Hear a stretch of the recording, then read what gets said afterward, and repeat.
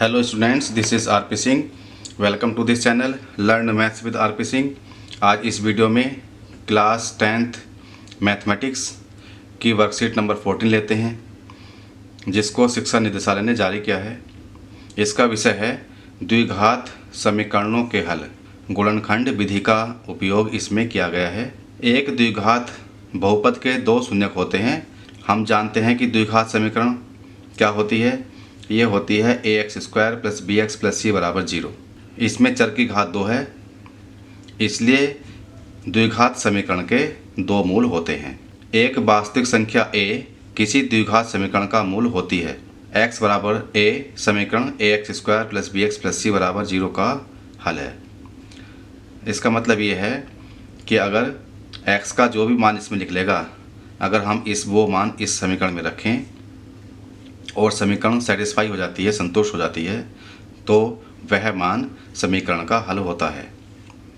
गुणनखंड करना। अब हम गुणनखंड कैसे करते हैं?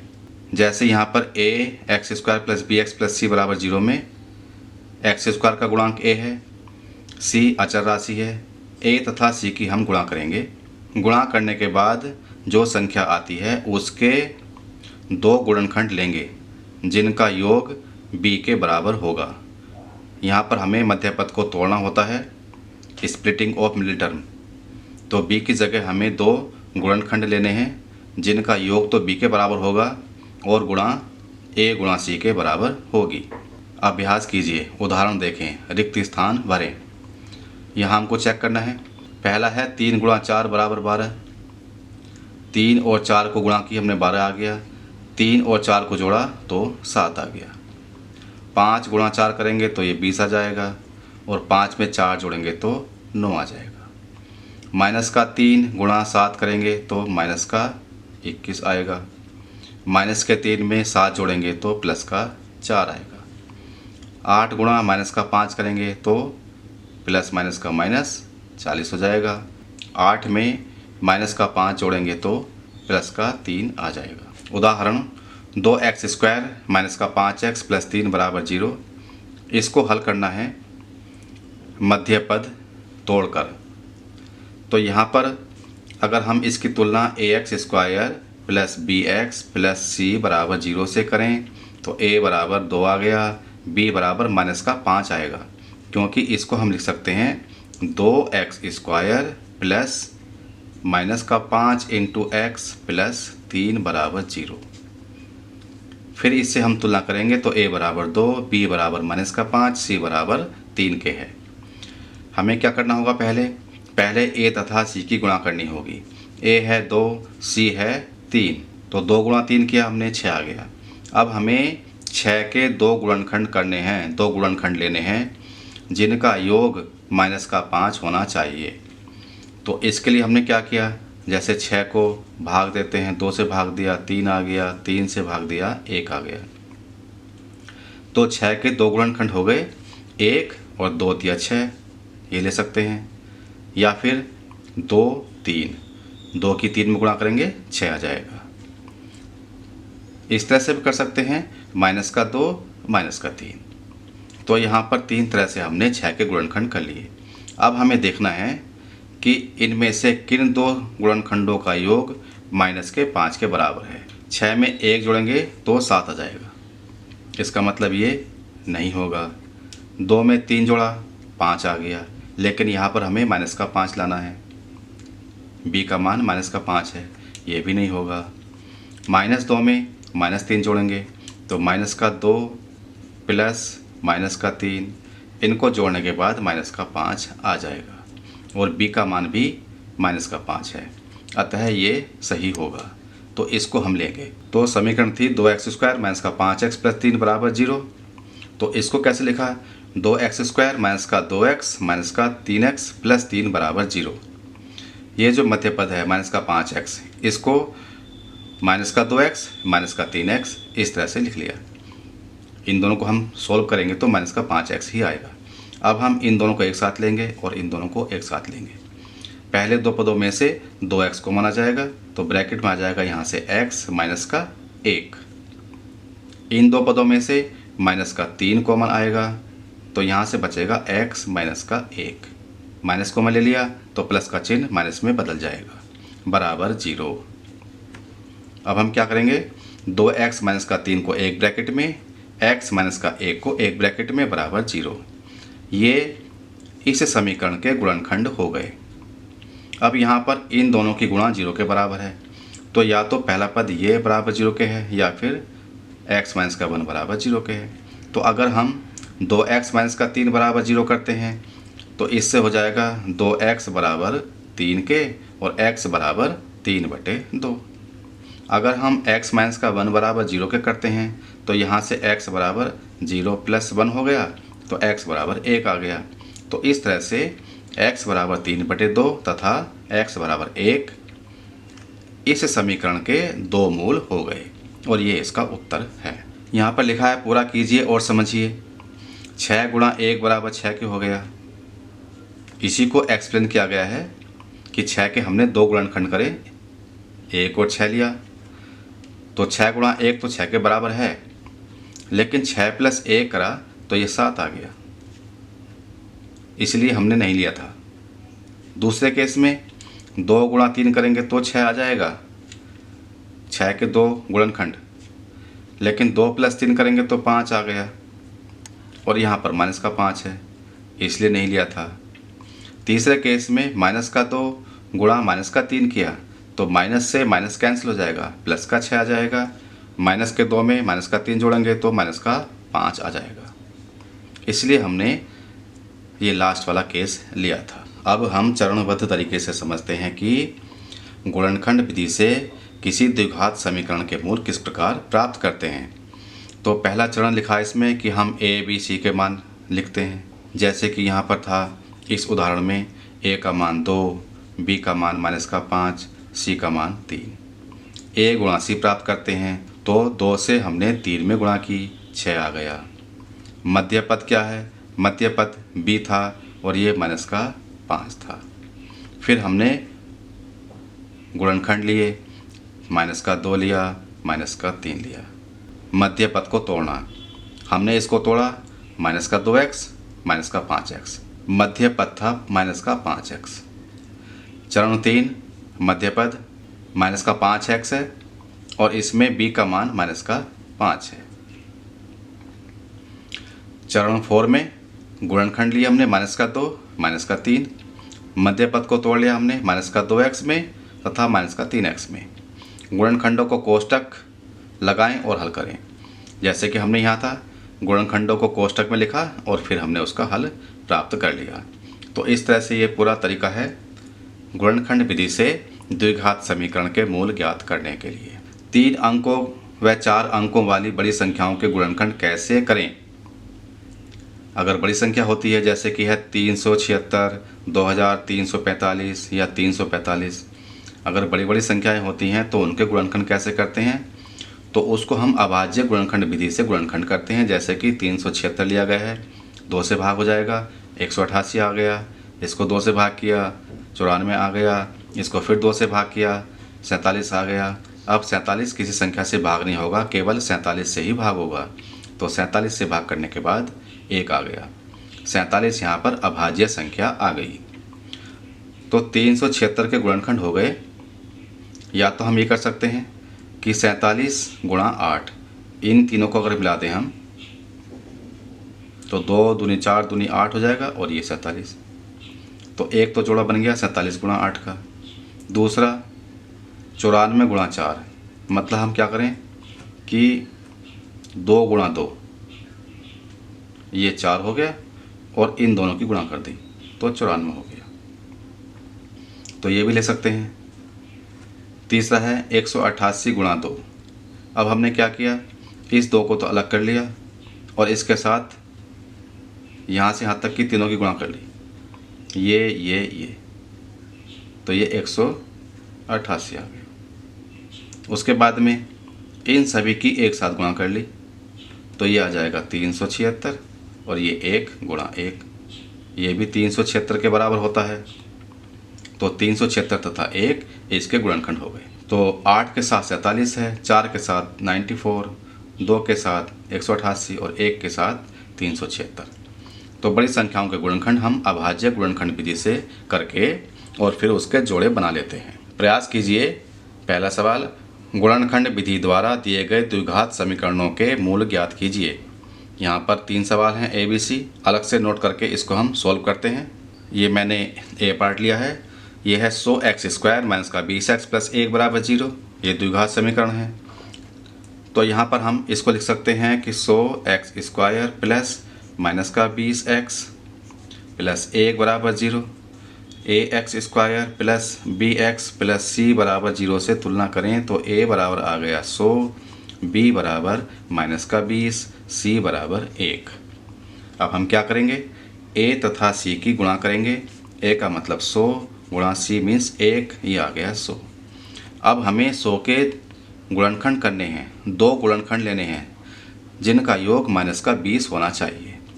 तो 100 2 से भाग करेंगे, 50 2 से भाग किया, 25 5 से भाग किया, 5 फिर 5 से भाग किया 1। इसमें हम ले सकते हैं कि 2 गुणा 5 एक साथ ले लिया और ये 2 गुणा 5 एक साथ ले लिया। तो 10 गुणा 10 बराबर 100 के होता है। तो हम 100 के गुणनखंड इस प्रकार ले लेंगे, माइनस का 10 और माइनस का 10, क्योंकि माइनस के 10 में माइनस का 10 जोड़ने पर माइनस का 20 आ जाएगा। माइनस के 10 में माइनस के 10 की गुणा करने पर 100 आ जाएगा, क्योंकि यहाँ पर हमें माइनस लाना है। तो हम समीकरण को लिख लेंगे 100x² माइनस का 10x माइनस का 10x प्लस 1 बराबर 0। बीच वाले पद को हमने तोड़ लिया, माइनस का 10 गुणा माइनस का 10 करके। अब हम पहले 2 पद लेंगे, इसमें से 10x कॉमन आ जाएगा तो 10x माइनस का 1 आएगा। इन 2 पदों में से माइनस का 1 कॉमन आएगा। कोई संख्या कॉमन नहीं है, 1 ले सकते हैं, माइनस का साइन है, तो ब्रैकेट में बचेगा 10x माइनस का 1 बराबर 0। दोनों ब्रैकेट में समान संख्याएं आनी चाहिए। तो 10x माइनस का 1 इसको तथा इसको लेकर, और ब्रैकेट में भी 10x माइनस का 1 है, इसको ले लेंगे बराबर 0। तो यहाँ पर इन दोनों की गुणा 0 के बराबर है। तो हम लेंगे कि यदि इसको लेंगे 10x माइनस का 1 बराबर 0, तो 10x बराबर 1, x बराबर 1 बटे 10। इसको लेने पर 10x माइनस का 1 बराबर 0, 10x बराबर 1, तो x बराबर 1 बटे 10। तो यहाँ पर दोनों समान मूल आए हैं, x के मान बराबर आए हैं। तो ये दोनों x के मान इस समीकरण के मूल हो गए और ये इसका आंसर हो गया। पहले का बी पार्ट है 6x² माइनस का x minus 2 is equal to 0। ax² plus bx plus c बराबर 0। इससे हम डायरेक्ट तुलना कर लेंगे। सीधी तुलना करने पर a इजिकल टू 6 हो गया, b इजिकल टू माइनस का 1 होगा, क्योंकि यहाँ पर हम 1 लगा सकते हैं, तथा c बराबर माइनस के 2 होगा। अब हम a गुणा c करेंगे तो 6 गुणा माइनस का 2 किया, माइनस के 12 आ गया। अब हमें माइनस के 12 के 2 गुणनखंड लेने हैं जिनका योग माइनस का 1 होना चाहिए। यहाँ पर माइनस लाना है, तो अगर हम माइनस का 4 लें और प्लस का 3 लें तो माइनस के 4 में प्लस का 3 ऐड करेंगे तो माइनस का 1 आ जाएगा, और माइनस के 4 की प्लस के 3 में गुणा करेंगे तो माइनस के 12 आ जाएगा। तो हम समीकरण को लिख सकते हैं 6x² माइनस का 4x प्लस का 3x माइनस का 2 बराबर 0। पहले 2 पदों में से 2x कॉमन आ जाएगा तो 3x माइनस का 2 बचेगा। इन 2 पदों में से कुछ कॉमन नहीं है, 1 कॉमन ले लेंगे तो 3x माइनस का 2 आ जाएगा बराबर 0। तो 2x प्लस 1 एक ब्रैकेट में, 3x माइनस का 2 दूसरे ब्रैकेट में बराबर 0। ये आ गया। इन दोनों की गुणा 0 के बराबर है। अतः यदि 2x प्लस 1 बराबर 0 तो 2x बराबर हो जाएगा माइनस का 1 और x बराबर माइनस का 1 बटे 2। यहाँ पर यदि 3x माइनस का 2 बराबर 0 करेंगे तो 3x बराबर 2 आ जाएगा और x बराबर 2 बटे 3। तो इस तरह से हमने x के मान ज्ञात कर लिए। 2 मान आए हैं, इस समीकरण के 2 मूल हो गए और ये इसका आंसर आ गया। पहले का सी पार्ट है 2x² प्लस x माइनस का 300 बराबर 0, A X square plus B X plus C बराबर 0। इससे तुलना करेंगे तो a बराबर 2, b बराबर यहाँ पर 1 आ जाएगा और c बराबर माइनस का 300 आएगा। तो हमें इस द्विघात समीकरण के गुणनखंड करने हैं। अब हम करेंगे a गुणा c, तो 2 गुणा माइनस के 300 हो गया, ये माइनस का 600 आएगा। अब हमें 600 के ऐसे गुणनखंड करने हैं जिनका योग 1 के बराबर हो और गुणा माइनस के 600 हो। तो हम 600 के गुणनखंड अभाज्य गुणनखंड विधि से कर लेंगे। 2 से भाग देंगे 300 आ गया, 2 से भाग देंगे 150 आ गया, फिर 2 से भाग दिया 75 आ गया। अब 3 से भाग देंगे 25, इसको 5 से भाग देंगे 5, फिर इसको 5 से भाग देंगे 1 आ गया। तो हम देख रहे हैं अगर हम इन सबको एक साथ ले लें तथा इनको एक साथ ले लें तो 2 दूनी 4 दूनी 8 या 24, ये 24 आ गया और यहाँ 5 पंजे 25 आ गया। अगर इनकी गुणा करते हैं तो 600 आ जाएगा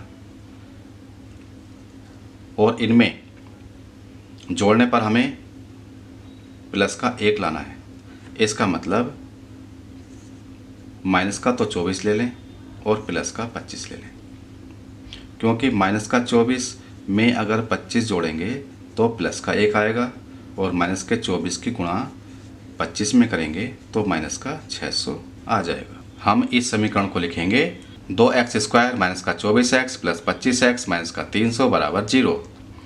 पहले दो पदों में से 2x कॉमन आ जाएगा तो x माइनस का 12 आएगा, प्लस इन दो पदों में से 25 कॉमन आ जाएगा तो x माइनस का यहाँ से भी 12 बचेगा बराबर 0। 25 के 12 में गुणा करेंगे तो 300 आता है। दोनों ब्रैकेट के अंदर समान संख्या आनी चाहिए, वह आ रही हैं। तो 2x प्लस 25 एक ब्रैकेट में, x माइनस का 12 दूसरे ब्रैकेट में बराबर 0। इन दोनों की गुणा 0 के बराबर है, तो यदि 2x प्लस 25 बराबर 0 करें हम तो 2x बराबर हो जाएगा माइनस का 25 तथा x बराबर माइनस का 25/2। यदि x माइनस का 12 बराबर 0 करते हैं तो x बराबर 12 आ गया। तो इस तरह से x बराबर माइनस का 25/2 तथा x बराबर 12 इस समीकरण के दो मूल हो गए और ये इनका उत्तर हो गया। दूसरा सवाल है, ऐसी दो संख्याएं ज्ञात कीजिए जिनका योग 27 है और संख्याओं का गुणनफल 182 है। दूसरा सवाल है, ऐसी दो संख्याएं ज्ञात कीजिए जिनका योग 27 है और संख्याओं का गुणनफल 182 है।